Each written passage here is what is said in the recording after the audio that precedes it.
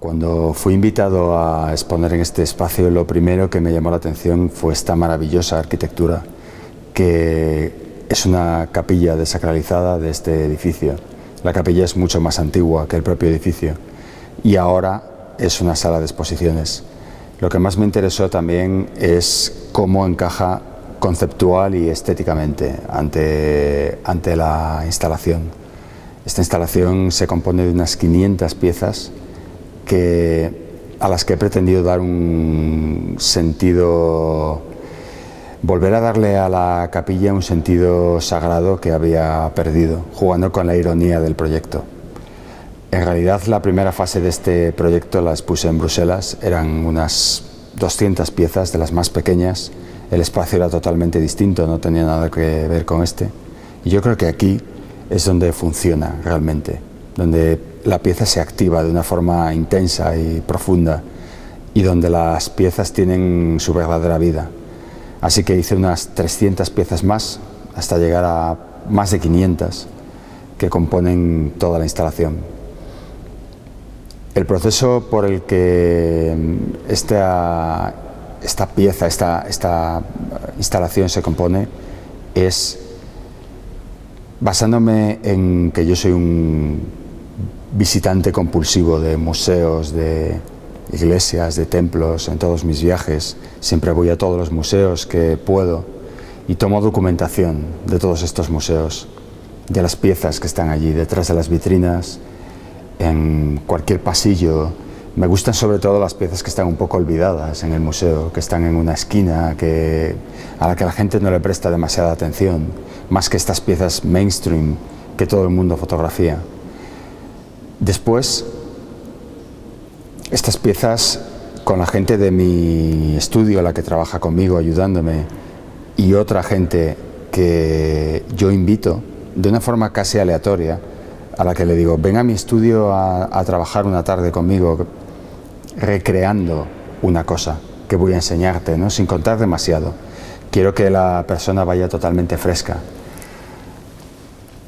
Y que sean además personas fuera del mundo del arte, porque necesito esa mirada exterior. Si yo trabajara solo en este proceso, yo estoy demasiado contaminado con mi inclinación por la historia del arte, etcétera, por lo que sé sobre ello. Estoy demasiado contaminado, por lo tanto, prefiero tener ese apoyo, ¿no? Esa mirada cruda y quizá más firme, ¿no? De alguien que no ni pierde ni gana nada colaborando conmigo, simplemente va a ser un divertimento. Así que yo le enseño esa fotografía y juntos nos ponemos a trabajar en ella, a reproducirla, y esto es un momento importante, con las piezas sobrantes, con el material que sobra, el material que nunca seguramente se va a volver a utilizar en el estudio, que se va acumulando y que se acumula en estanterías, en bolsas. Mucho se tira al final, porque todo el proceso de producir obras conlleva que para producir una sola escultura, por ejemplo, hay cantidades detrás de material sobrante. Ese material sobrante estaba allí, me parecía que estaba muerto, ¿no? Era materia sin vida, y decidí volver a darle vida, y que además encajaba perfectamente con el proyecto al que quería llegar, con las conclusiones a las que quería llegar.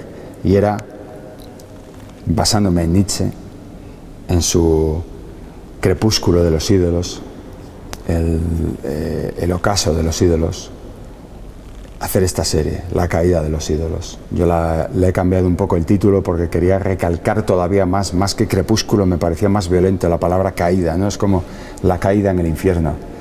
¿Qué son los ídolos? Los ídolos son cualquier religión, cualquier ideología, cualquier rasgo de moral, cualquier rasgo de educación, de cultura. Para mí todo eso está cayendo, pero prácticamente desde el momento en el que se creó. Por lo tanto, la descontextualización tenía que ser radical. Así que una pieza que ha sido en tiempos antiguos para una civilización, para la civilización inca, para la civilización maya, para la egipcia, o incluso para Europa, ya hablando de 500 años atrás, 600, 700, estas piezas ya se convierten en una curiosidad, como mucho en un objeto de arte, pero lo más seguro es que se convierta en una seguridad que se expone en un museo, detrás de una vitrina. Yo voy, le hago una fotografía y esta fotografía es la que me sirve de base para crear una pieza totalmente distinta. Ya es una pieza mía. La descontextualización es total. Por lo tanto, la iglesia como contenedor de arte, en este caso, me parece que es una pieza más de toda la instalación. Es un objeto que ha perdido su significación, que además ha estado en ruinas durante mucho tiempo y que además ha sido restaurado. Ha sido restaurado con unas paredes minimalistas blancas que, aunque actúan armónicamente, en realidad funcionan como un añadido. La estructura de la instalación responde a ciertas calles de la ciudad de Turín, una zona del centro donde Nietzsche perdió definitivamente la razón, cuando se abrazó al caballo en aquel mítico momento de no peguen al caballo, refiriéndose a Wagner, ¿no? Y ahí ya fue internado y a partir de entonces Nietzsche vivió como un vegetal, no volvió a hablar, no volvió a tener casi ninguna relación con ningún ser humano. Así que alrededor de estas casas creadas en madera o en cartón, siempre en este tipo de materiales como sobrantes, utilizando muebles también para volverles a dar esta nueva vida, que han sido transformados en estas estructuras simbólicas de casas, es donde viven el resto de los ídolos, dando a entender que es una ciudad caótica, una ciudad donde vive la teoría del todo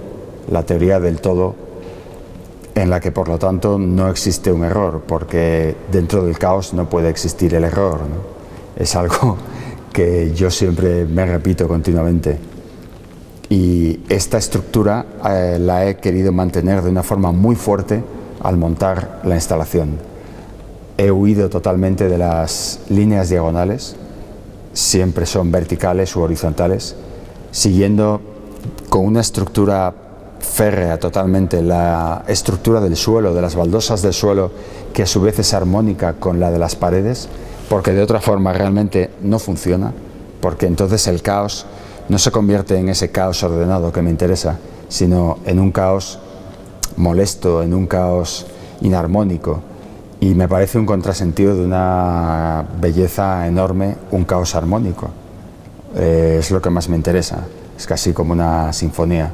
Y quería jugar a favor del espacio y no en contra del espacio, y mucho menos eludir el espacio, no ignorarlo bajo ningún concepto, porque entonces si ignoras el espacio en el que estás trabajando, evidentemente la cosa no va a funcionar. Dentro de estas piezas hay desde representaciones de estatuas clásicas, romanas, griegas, pintura policromada, barroca, renacentista, hasta piezas de arte contemporáneo, que en mis visitas a los museos de arte contemporáneo he fotografiado y después he querido trabajar con ellas, reproduciéndolas, ¿no? Retorciéndolas, en cierta forma destruyéndolas, ¿no?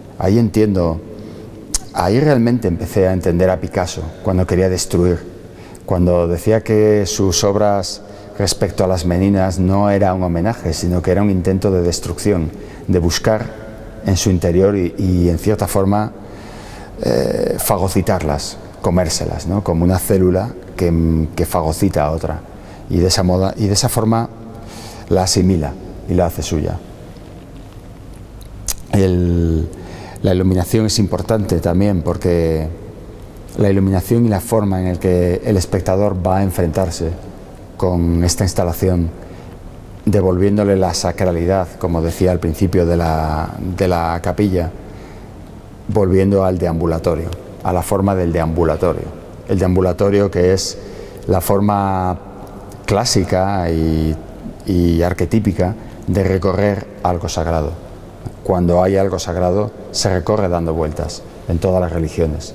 Y aquí es a lo que he querido jugar, a ese deambulatorio en el que, una vez más, de una forma irónica, el Sancta Sanctorum está en el centro Pero ¿qué tenemos aquí como Sancta Sanctorum? Tenemos estos objetos que en realidad son caricaturas, quizá descontextualizaciones, retorcimientos de esos antiguos ídolos o modernos ídolos también. Los ídolos existen y existirán siempre, y yo creo que hay que destruirlos lo antes posible, antes de que se adueñen de nosotros.